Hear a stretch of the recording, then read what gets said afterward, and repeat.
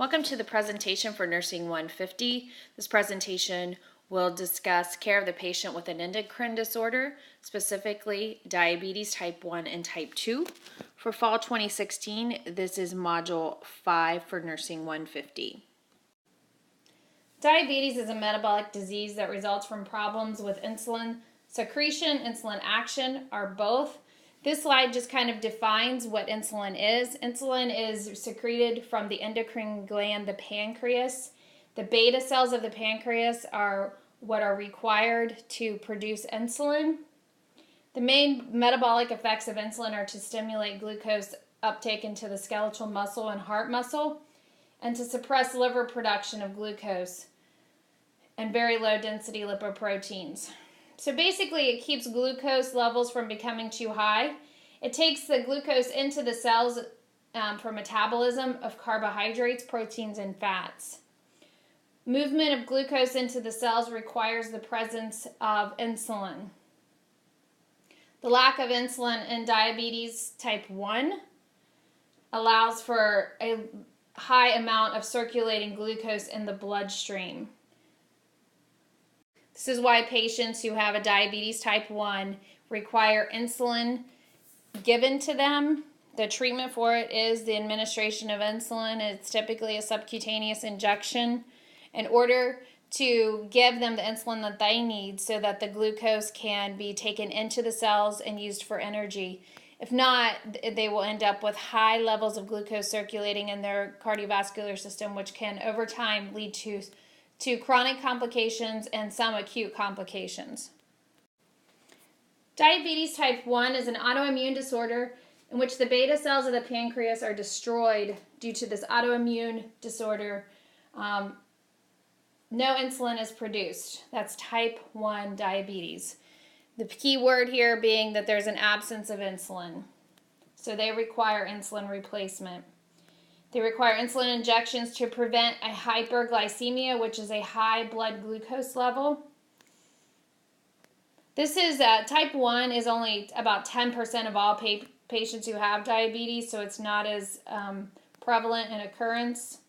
They tend to appear thin and overweight. That's because the glucose cannot be taken into the cells and be used as energy, so they are using other sources of energy, so it's a kind of a state of higher metabolic issues.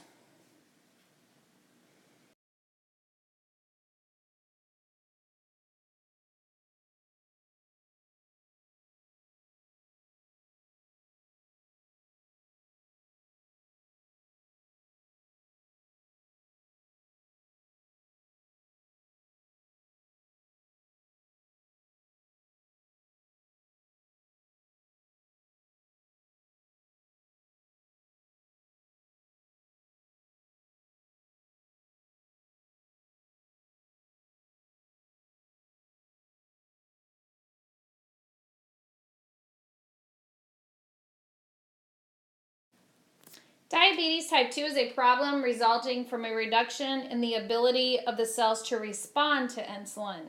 So the patient has insulin that the cells cannot respond to it. So that is where the word resistance comes from in a diabetes type 2 patient. Typically a slow onset, present for many years before it's diagnosed. It's usually related to a patient getting older, a patient who is overweight, a patient who has had a high intake of sugary content, high carbohydrate diet, high fat diet, and a sedentary lifestyle can lead to diabetes type 2. Represents about 90% of all people who have diabetes. Typically, this can be prevented. Diabetes type 2 can absolutely be prevented by healthier lifestyles. It's becoming a national healthcare issue that's requiring lots of healthcare dollars to treat it. It can absolutely be prevented by a better, healthier diet and increased activity levels.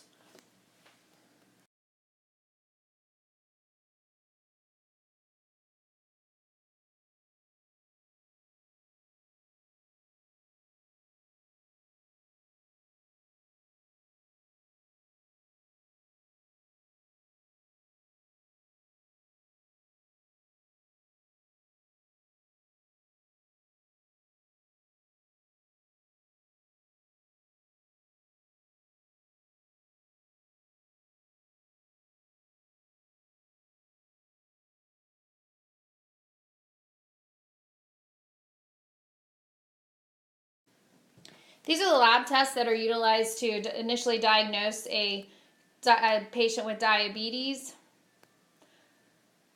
Fasting glucose level, usually the patient has to be fasting for more than 8 hours. It's somewhat effective, it's somewhat accurate. It depends on what the patient's intake has been in the past 24 hours. It can have a little bit of effect on it. But it can give us an idea of it as a screening for a patient who has diabetes. The other lab test is something called a glycosylated hemoglobin. Glycosylated hemoglobin, or otherwise known as the A1C, is a good indicator of the average blood glucose levels because it shows the average blood glucose levels during the previous 120 days, the lifespan of a red blood cell. Unlike the fasting blood glucose test, the A1C test results are not altered by eating habits the day before the test. This test is performed at diagnosis in specific intervals to evaluate the treatment plan. A1C testing is recommended at least twice a year in patients who are on treatment, and it's also, like I said, a diagnostic tool. This test measures how much glucose permanently attaches to the hemoglobin molecule. Glucose binds to many proteins, including hemoglobin, through a process called glycosylation. The higher the blood glucose is over time, the more glycosylated hemoglobin becomes. The American Diabetic Association defines A1C levels greater than 6.5% to be diagnostic of diabetes. This slide is a visual for the acute complication of diabetes, which can be a hyperglycemia, which means that the glucose in the bloodstream is too high. The level of it is way too high. The patient may have these symptoms that are listed on the slide. There are the 3 P's that are the hallmark of hyperglycemia. Those are polyuria, which means they pee a lot. They're trying to get rid of all that glucose. They're trying to filter it off, which is why the kidneys are, after a long period of time, can be affected by high glucose levels. Polydipsia, which means that they're thirsty. They're trying to drink to try to dilute their blood, to try to dilute that blood sugar out. And then the other thing is that they're hungry, and it's a polyphagia. They're again trying to eat more to dilute the levels of glucose in their body. They will appear dizzy, kind of headachy, weak, tired, have blurry eyesight, feel pretty bad. The main difference between hyperglycemia and hypoglycemia is the 3 P's. Just want to bring up a treatment for type 2 diabetes mellitus. Oops, that's supposed to be a D. Diabetes mellitus. Some of the main drugs, sulfonylureas, and then we've already talked about metformin. Metformin is usually the first drug that they go to.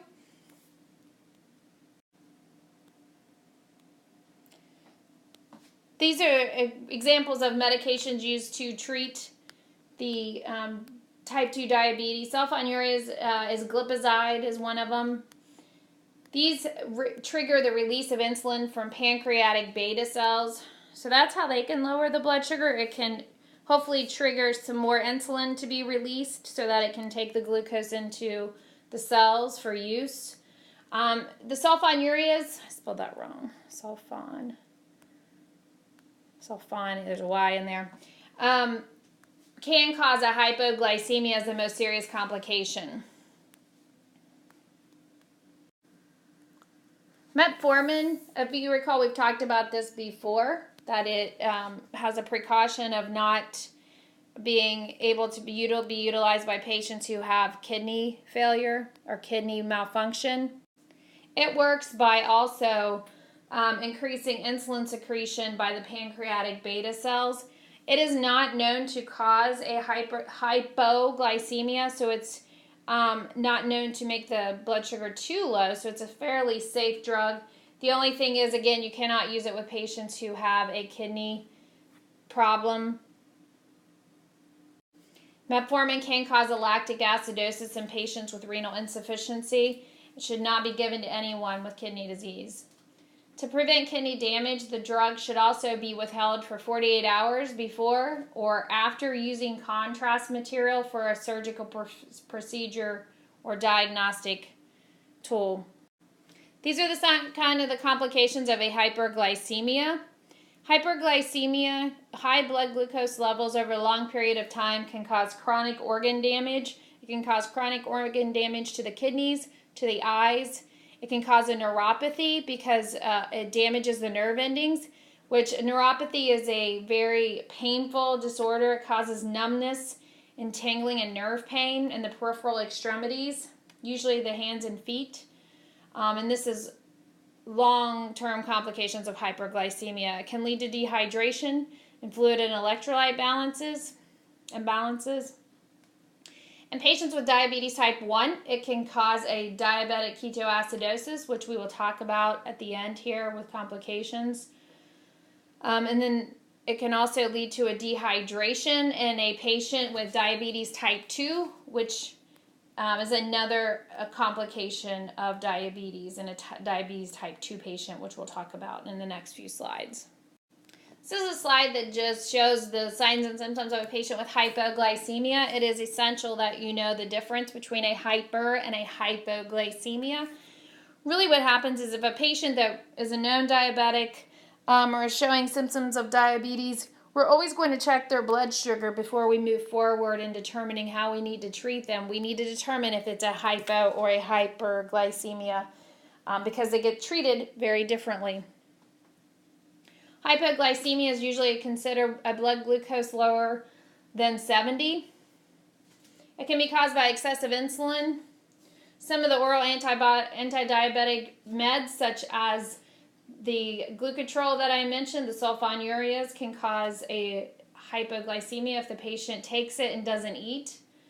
Insufficient food intake and increased physical activity are other issues that can cause hypoglycemia. The interesting thing is it can mimic signs and symptoms of a stroke. And this is kind of the way to tell the difference between a patient with hyper or hypo. The hypoglycemic patients will get really grumpy and confused and really not act like themselves. And like I said, sometimes it gets confused with somebody who's having a stroke. Whenever somebody presents with stroke symptoms, the first thing they will do is check their blood sugar to determine if possibly it's just a low blood sugar causing these changes in the patient's behavior. If not properly managed, hypoglycemia can lead to brain damage and death. It's important to teach a diabetic patient what these signs and symptoms are so that they can identify it and hopefully treat themselves appropriately before it gets too bad. Most of us know those patients that are diabetic that carry around a little candy with them or a little shot of sugar in case they drop their blood sugar quickly. This slide just basically says the same things that we just talked about in the last slide, just again to look at the signs and symptoms and the causes of hypoglycemia. It's very important to be aware of these because they can be life-threatening situations. And we need to be able to educate our diabetic patients how to recognize these signs and symptoms so that they can be on alert to identify them as well. And carry maybe candy, carry the necessary interventions that they might need to carry with them in order to treat themselves if they find themselves in this situation. These are life-threatening situations that can occur related to a patient who is diabetic. Diabetes ketoacidosis can only occur in a patient who is a type 1 diabetic, and this is the reason why.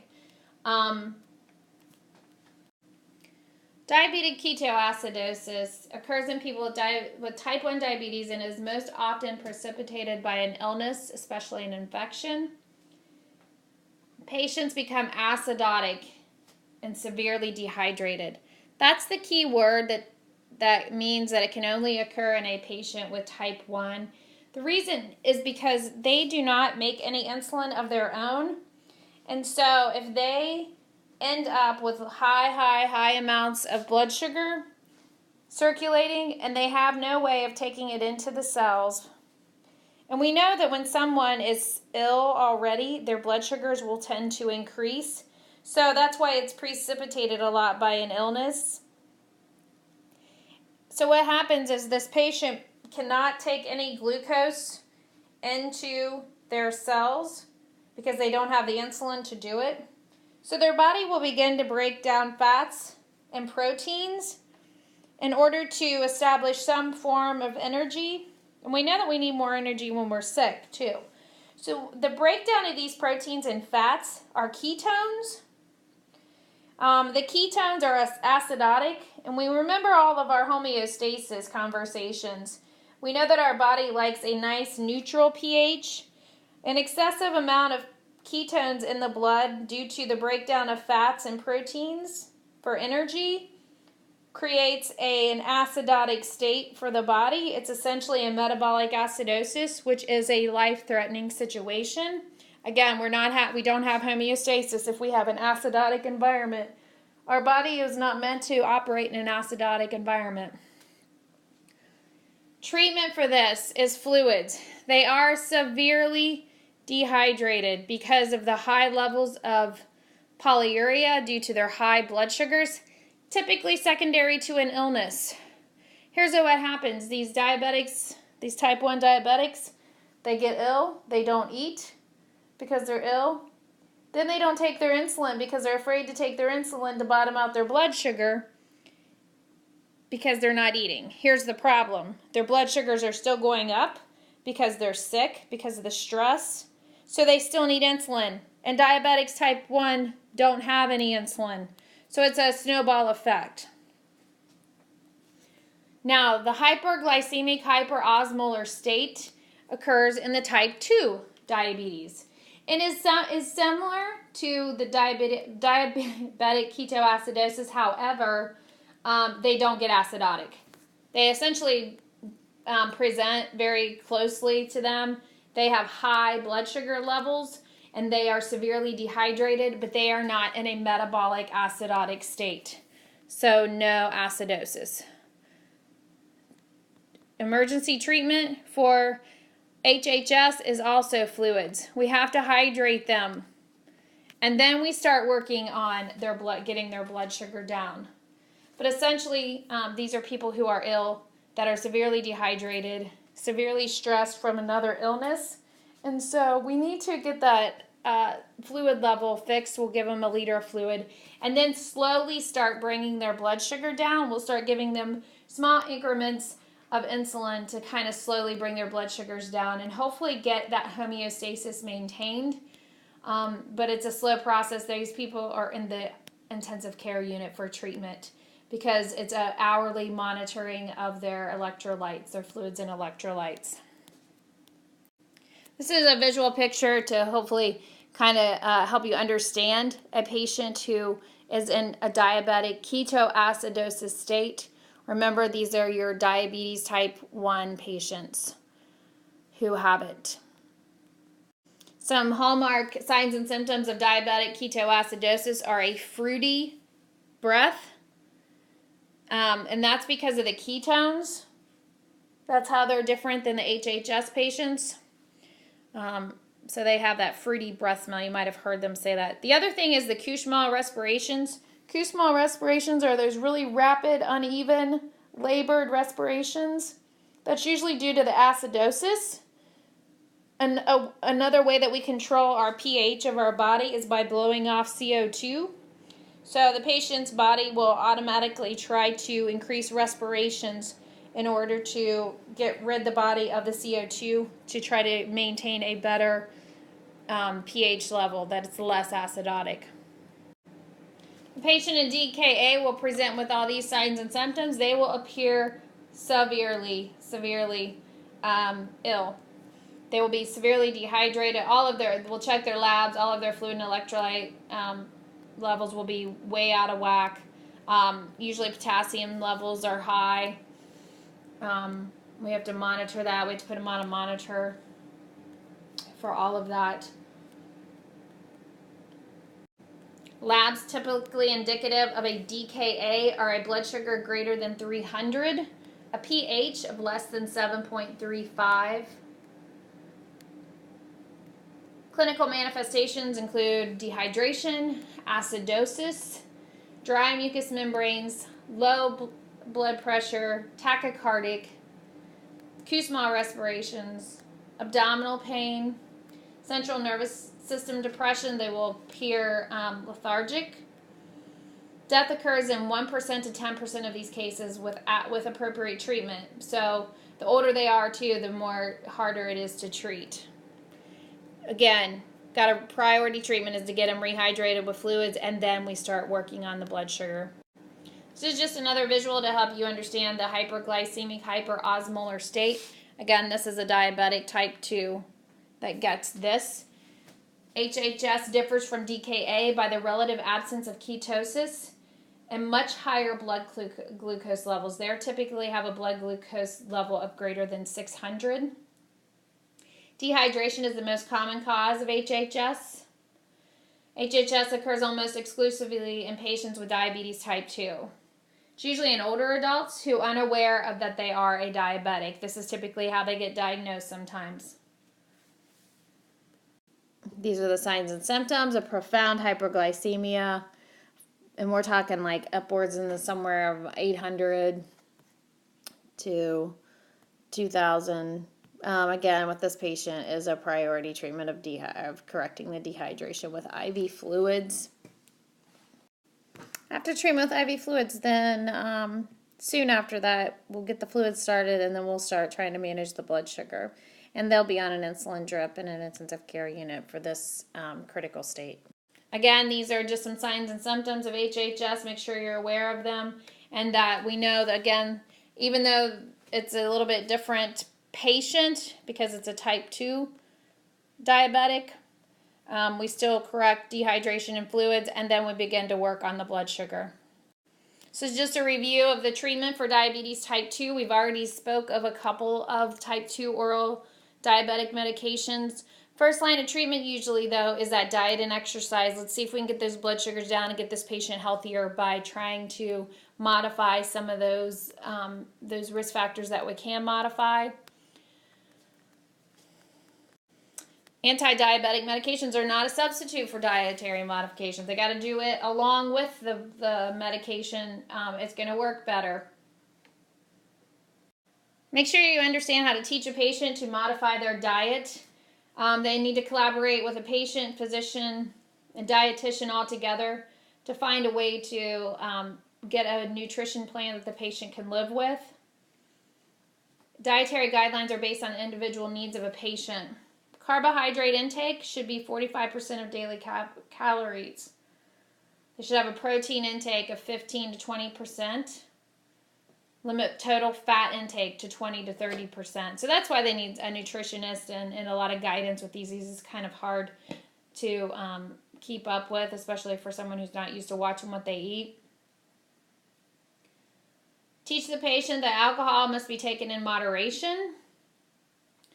And explain how to reinforce how to read labels, reinforce dietary teaching, and follow up frequently. Get them support services. There's lots of community diabetes educators out there that they can collaborate with to make sure that they can get their blood sugars under control.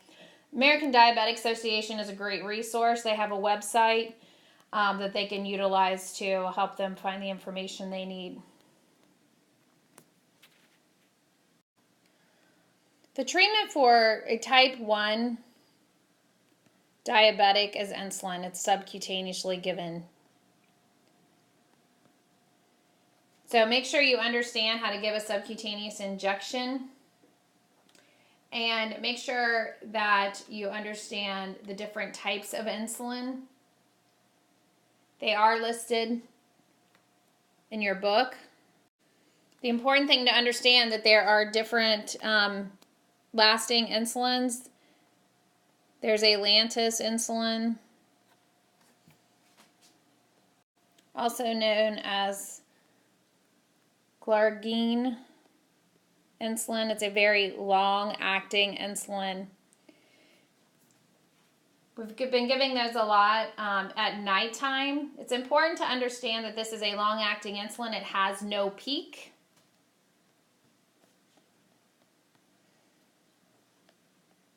So typically we do not hold Lantus insulin because it will not drop their blood sugar in a hurry. It's meant to mimic the body's normal insulin like a person with a normal functioning pancreas would have. So it provides a diabetic type 1 patient with a basal supply of insulin.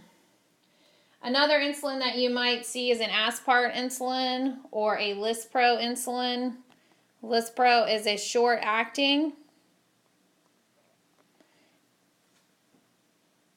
Lispro has a peak of 0.5 to 1.5